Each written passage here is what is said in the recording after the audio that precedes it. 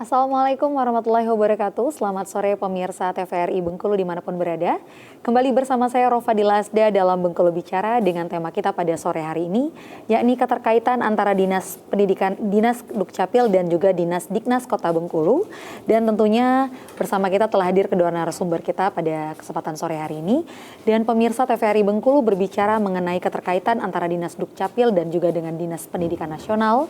Tentunya di tengah tuntutan tata kelola data yang semakin akurat dan terintegrasi, kolaborasi antara Dinas Kependudukan dan Pencatatan Sipil dengan Dinas Pendidikan menjadi sangat penting untuk memastikan validitas identitas peserta didik serta keabsahan dokumen pendidikan yang dihasilkan. Dan tentu saja melalui dialog hari ini diharapkan kita akan memperoleh pemahaman serta bagaimana pentingnya sinkronisasi data kependudukan dan pendidikan guna mendukung pelayanan publik yang berkualitas, akuntabel, dan berkelanjutan. Untuk membahas hal tersebut, hari ini telah ditemani kedua narasumber yang telah hadir di studio kita. Kita sapa terlebih dahulu narasumber kita pada sore hari ini. Yang pertama ada Bapak Ilham Putra SH, selaku Kepala Dinas Pendidikan Nasional atau Dinas Diknas Kota Bengkulu. Selamat sore Pak Ilham. Selamat sore pemirsa TVRI Bengkulu. Baik, dan yang kedua ada Bapak Dr. Andes Widodo, selaku Kepala Dinas Kependudukan dan Catatan Sipil Kota Bengkulu. Selamat sore Pak Widodo. Selamat sore Mbak Dila, selamat sore warga Kota Bengkulu yang insya Allah sama-sama dimiliki oleh Allah Subhanahu Wa Taala. Amin. Baik, amin. Baik Bapak-bapak berdua, bagaimana kabarnya hari ini Bapak? Sehat? Alhamdulillah sehat. Sudah nonton tabot Bapak? Sementara belum. Sementara belum. Malam ini penuh. Rencana malam ini. Karena tinggal bersanding. Berapa hari lagi ya Pak ya? Malam ini tabot bersanding ya Pak ya? Besok tabot. Besok tabot dibuang. Oke, baik. Pemirsa TVRI Bengkulu, kita langsung berdialog ke narasumber kita pada sore hari ini. Kita boleh ke Dinas Kependudukan dan Catatan Sipil terlebih dahulu ya Pak, ke Pak Widodo. Pak Widodo, ini kalau kita berbicara terkait dengan saat ini bagaimana peran data kependudukan terutama data NIK itu menjadi ibaratnya kalau disampaikan ke masyarakat adalah sebut kebenaran tunggal ya Pak ya. Jadi data NIK itu nama, tempat, tanggal lahir, kemudian kita berasal dari domisili mana, alamat kita, itu merupakan sumber kebenaran tunggal yang sangat penting untuk digunakan dalam pencatatan di ijazah. Apakah seperti itu Pak fungsi dari NIK itu sendiri? Terima kasih Mbak Dila. Terkait dengan data kependudukan, ini kan data base data ya secara nasional, baik di dalam pelaksanaan pembangunan, kesehatan maupun pendidikan.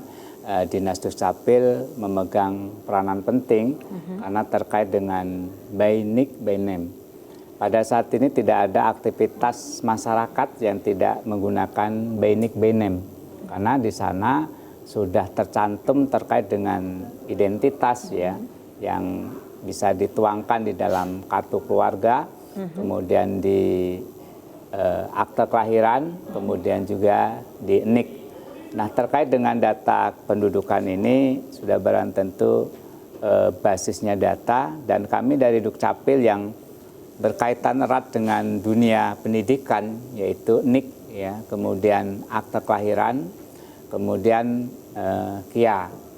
Akte kelahiran ini sebagai tolak ukur terkait dengan usia anak wajib sekolah atau wajib belajar, sehingga tidak ada standar lain yang untuk menyatakan anak itu usia berapa selain di akte kelahiran.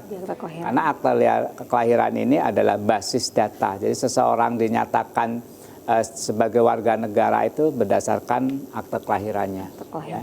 Dari sanalah seseorang diketahui terkait dengan identitas pribadinya, dan akte kelahiran ini berlaku universal dan sepanjang masa, seperti itu Mbak. Kalau ditanyakan bagaimana keterkaitan dengan dinas pendidikan, kemudian dunia pendidikan, ini sangat menentukan. Sangat menentukan ya Pak ya, baik. Kita boleh ke sisi Dinas Pendidikan dulu nih, ke Pak Ilham.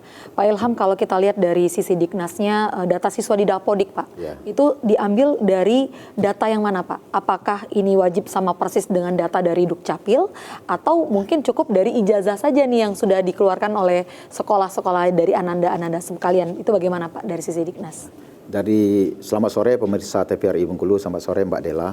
Berkaitan dengan data-data pokok pendidikan Dapodik, memang kami sampaikan data pokok pendidikan ini diambil memang dari, benar disampaikan oleh Pak Widodo tadi, Mas Widodo, berkaitan Dapodik ini memang kita mengacu pada kartu keluarga, nomor induk pendudukan, maupun akte kelahiran maupun dokumen lain. Jadi memang ketika peserta didik mendaftar di satuan pendidikan, maka mereka melampirkan syarat-syarat ini. Ini menjadi seperti yang disampaikan oleh Mas Widodo, kami mengetahui apakah memang anak yang didaftarkan ini memang usianya sudah memasuki jenjang SD terutama SD. SD ya Pak ya, baik. Itu yang pertama kali ya Pak ya, jadi jenjang pertama emang dari SD. Kemudian kita balik lagi ke Pak Widodo, ke Dukcapil Pak. Kalau dari Dukcapil sendiri Pak memastikan untuk Kota Bengkulu ini kan ada lebih kurang data kita tuh 600.000 warga ya Pak ya, yang ada di Kota Bengkulu ini. Itu apakah semuanya datanya sudah valid dan akurat Pak?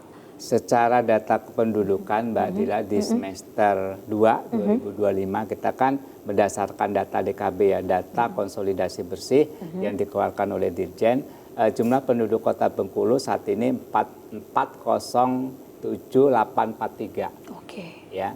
Nah, dari situ kan terbagi beberapa usia ya. Dari pemerintah untuk basis data pembangunan, kita sudah harus memetakan usia anak 0 sampai 4 tahun. Itu wajib hukumnya memiliki akta kelahiran. Nah, di dalam pelaksanaannya, maka setiap sekolah di dalam menerima siswa itu hukumnya adalah wajib akta itu sebagai dasar ya.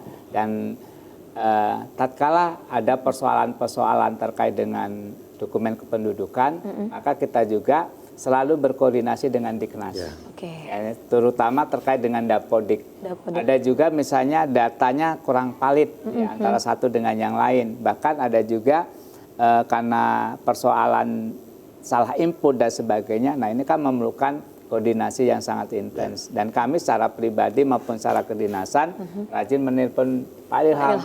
Kami manggilnya Bang, ini ada persoalan seperti ini. Silahkan ke Diknas untuk dikoordinasikan. Nah, kekuatan kita di Kota Bengkulu dengan OPD itu adalah koordinasi. Tatkala koordinasi itu terjalin dengan baik, semuanya cepat respon, kemudian respect, itulah sebenarnya modal pembangunan di Kota Bengkulu. Kota Bengkulu itu. Baik, kita tahan dulu Bapak-Bapak, kita jeda pariwara sejenak. Baik pemirsa TVRI Bengkulu, sesaat lagi kami akan kembali. Kita jeda terlebih dahulu, tetap di Bengkulu Bicara.